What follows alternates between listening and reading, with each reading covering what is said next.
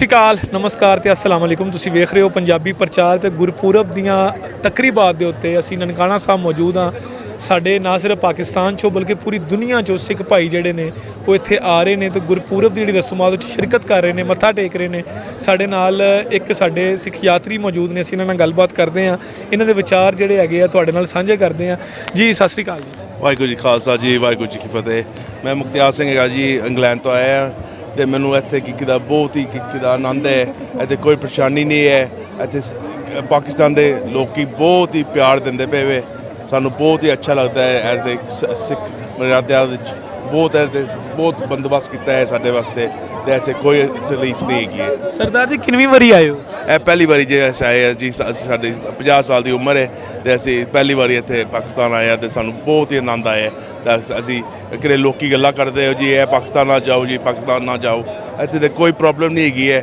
ਇਹ ਪਤਾ ਨਹੀਂ ਪੋਲੀਟਿਕਸ ਹੈਗੇ ਹੈ ਜਾਂ ਨਹੀਂ, ਬੰਦੇ ਹੈ ਪਾਕਿਸਤਾਨ ਦੇ ਬਹੁਤ ਹੀ ਅੱਛੇ ਹੈਗੇ, ਬਹੁਤ ਹੀ ਸੁੰਦਰ ਹੈਗੇ, ਬੜੇ ਪਿਆਰ ਨਾਲ ਬੋਲਦੇ, ਅਸੀਂ ਬਹੁਤ ਹੀ ਖੁਸ਼ ਹੈਗੇ ਹਾਂ। ਸਾਨੂੰ ਕੋਈ ਸਾਨੂੰ ਉੱਚੀ ਨਹੀਂ ਵੀ ਕੋਈ ਗੱਲ ਕਰਦਾ ਨਹੀਂ ਹੈ ਇੱਥੇ। सरदार जी इंग्लैंड ਜਿਹੜਾ ਉਹਦੇ ਕਿਹੜੇ ਸ਼ਹਿਰ ਤੋਂ ਤੁਸੀਂ? ਅਸੀਂ ਨੋਟਿੰਗਮ ਤੋਂ ਨੋਟਿੰਗਮ ਤੋਂ।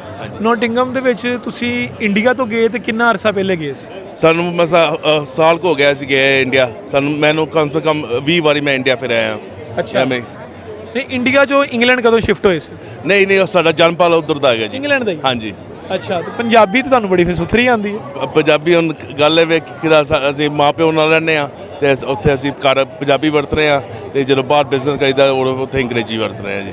ਅੱਛਾ, ਤੇ ਪਾਕਿਸਤਾਨ ਦੀ ਪੰਜਾਬੀ 'ਚ ਤੇ ਬਾਕੀ ਜਿੰਨੇ ਵੀ ਪੰਜਾਬੀ ਹੈਗੇ ਨੇ, ਕਿਉਂਕਿ ਅਸੀਂ ਜਦੋਂ ਪੱਗ ਵਾਲਾ ਵੇਖਦੇ ਨਾ ਅਸੀਂ ਕੰਫਰਟੇਬਲ ਹੋ ਜਾਈਦਾ ਕਿ ਯਾਰ ਇਹ ਪੰਜਾਬੀ ਬੋਲੇਗਾ, ਸਾਨੂੰ ਕੋਈ ਰੌਲਾ ਨਹੀਂ ਹੋਏਗਾ। ਨਹੀਂ ਪੰਜਾਬੀ ਸਾਡੀ ਇੱਕੋ ਹੀ ਹੈ, ਇਹ ਧਰਤੀ ਸਾਡੀ ਇੱਕੋ ਹੀ ਹੈ। ਇਹ ਪਤਾ ਨਹੀਂ ਇਹ ਫਾਸਲੇ ਕਿਹਦਾ ਪੈ ਗਏ ਵੇ, ਕੋਈ ਸਿਰਫ ਇੱਕ ਲੀਕ ਦੀ ਗੱਲ ਹੈ, ਨਹੀਂ ਤਾਂ ਸਾਡਾ ਪਿਆਰ ਮੁਹੱਬਤ ਸਭ ਸਾਡੇ ਅਸੀਂ ਭਰਾ ਗਏ ਹਾਂ ਜੀ। ਮੈਨੂੰ ਤੁਸੀਂ ਇਹ ਦੱਸੋ ਕਿ ਜਦੋਂ ਪਾਕਿਸਤਾਨ ਆਉਣ ਲੱਗੇ ਸੀ ਉਦੋਂ ਦਿਮਾਗ 'ਚ ਕੋਈ ਚੀਜ਼ ਚੱਲ ਰਹੀ ਸੀ ਕਿ ਯਾਰ ਪਾਕਿਸਤਾਨ ਇਵੇਂ ਦਾ ਹੋਏਗਾ, ਇਵੇਂ ਦਾ ਹੋਏਗਾ, ਇਵੇਂ ਦਾ ਹੋਏਗਾ? ਗੱਲ ਇਹ ਕਿ ਅਸੀਂ ਇੱਥੇ ਪਹੁੰਚੇ ਸੀ, ਕਹਿੰਦੇ ਸੀ ਕਿ ਕਿਹਦਾ ਮਾੜੇ ਜੀ ਹਿਸਾਬ ਨਾਲ ਰਹਿਓ, ਕਿਸੇ ਨਾਲ ਬਹੁਤੀ ਗੱਲ ਉੱਚੀ ਨੀਵੀਂ ਨਾ ਕਰਿਓ।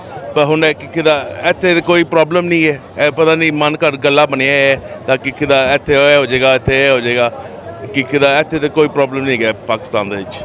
ਅੱਛਾ, ਤੁਸੀਂ ਪਾਕਿਸਤਾਨ ਆ ਕੇ ਪਾਕਿਸਤਾਨ ਦੇ ਲੋਕਾਂ ਦੀ ਤਾਰੀਫ ਕਰ ਰਹੇ ਹੋ, ਦੱਸ ਰਹੇ ਹੋ ਕਿ ਪਾਕਿਸਤਾਨ ਦੇ ਲੋਕ ਜਿਹੜੇ ਹੈਗੇ ਨੇ ਉਹ ਬਹੁਤ ਅੱਛੇ ਹੈਗੇ ਨੇ ਤੇ ਉਹ ਇੱਥੇ ਕੋਈ ਮਸਲਾ ਮਸਾਇਲ ਵੀ ਨਹੀਂ ਹੈਗਾ। ਕੀ ਮੈਸੇਜ, ਕੀ ਪੈਗਾਮ ਦੇਵੋਗੇ ਲੋਕਾਂ ਨੂੰ? ਤੁਸੀਂ ਬੀਇੰਗ ਆ ਇੰਗਲੈਂਡ ਦੇ ਜਿਹੜੇ ਐਂਬੈਸਡਰ ਬਣ ਕੇ ਪਾਕਿਸਤਾਨ 'ਚ ਆਏ ਹੋ, ਤੇ ਮੈਸੇਜ ਕੀ ਦੇਵੋਗੇ ਕਿ ਪਾਕਿਸਤਾਨ ਦੇ ਹਵਾਲੇ ਨਾਲ, ਨਨਕਾਣਾ ਸਾਹਿਬ ਦੇ ਇਸ ਦਿਨ ਦੇ ਹਵਾਲੇ ਨਾਲ? ਇੱਥੇ ਮੈਂ ਹੱਥ ਜੋੜ ਕੇ ਬੇਨਤੀ ਕਰਾਂ, ਤੁਸੀਂ ਸਾਰੇ ਆਓ ਇੱਥੇ ਕੋਈ ਪ੍ਰੋਬਲਮ ਨਹੀਂ ਹੈਗਾ। ਆਪਣੇ ਕਿਹਦਾ ਗੁਰੂ ਨਾਨਕ ਦੇਵ ਜੀ ਦੇ ਜਨਮ ਸਥਾਨ ਆਓ, ਇੱਥੇ ਆਪਣੇ ਕਿਹਦਾ ਵਧਾਇਆ ਲੈ ਲਓ ਮਹਾਰਾਜ ਦੀ ਕਿਰਪਾ ਦੇ ਨਾਲ। ਸੱਚੇ ਬਾਦਸ਼ਾਹ ਤੁਹਾਨੂੰ ਸਭ ਨੂੰ ਰਾਜੀ ਰੱਖੇ ਤੇ ਹੋਰ ਤਾਂ ਅਸੀਂ ਕੁਝ ਨਹੀਂ ਕਹਿ ਸਕਦੇ ਜੀ। ਬਹੁਤ ਵਧੀਆ ਲੱਗਾ ਜੀ ਤੁਹਾਡੇ ਨਾਲ ਗੱਲ ਕਰਕੇ। ਠੀਕ ਹੈ ਜੀ, ਸਤਿ ਸ਼੍ਰੀ ਅਕਾਲ।